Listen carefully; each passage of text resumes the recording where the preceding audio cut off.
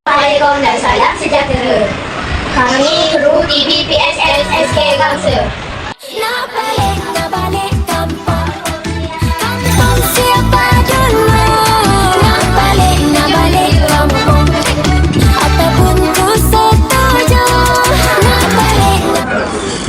Sangka cikgu tahun ni balik kat mana? Tahun ini. Okey. Cikgu balik ke Seremban Negeri Sembilan. Cikgu sambut keluarga di sana. Dan pada minggu kedua, cikgu balik ke Kuala Rompin, Pahang. Sekarang cikgu tengah belek-belek kuih raya untuk dijamukan kepada tetamu pada hari raya. Selamat Hari Raya Aidilfitri. Maaf zahir dan batin. Raya ni balik masa je. Sini Negeri Sembilan. Terima kasih selamat hari raya. Selamat Raya. Mata, You Ika, kenapa? katanya Mata balik mana raya ni? Oh, balik raya. Mama Tak balik Keluang Johor. Daerah yang paling damai di dunia. Cikgu raya ni balik mana? Saya balik Johor, Muar Johor. Oh, terima kasih cikgu. Cikgu balik dekat Perak. Cikgu ni lagi tinggal kerja. Tak ke mana. Kampung Sembah itu. Kampung mana? Kampung Suami.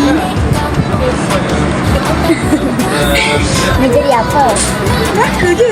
Kampung Gangsa. Mana-mana cikgu balik rumah mak sahaja dekat Bukit Cina, Melaka. Oh, balik rumah betua. JB. Oh, Johor. baik. Dengan Pahang. Saya balik Terengganu. Okey, terima kasih. Lepas subuh saya balik Kelantan. Okey. Kampung tu kat mana? Kampung tu kat je, pasal tanah. Oh. Balik kerja. Terengganu. Bergantung lah tengok macam mana. Kalau jam sangat saya balik Perlis. Perak. Ingin berjumpa sanak saudara yang selalu Bismillah. Raya ni kat Melaka saja. Leban.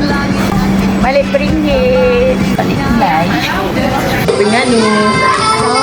Limau. Siam. Terima kasih.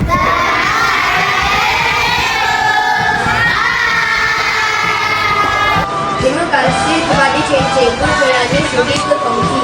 Semoga perjalanan cikgu selamat dan selamat menyambut hari raya bersama keluarga saya. Sekian.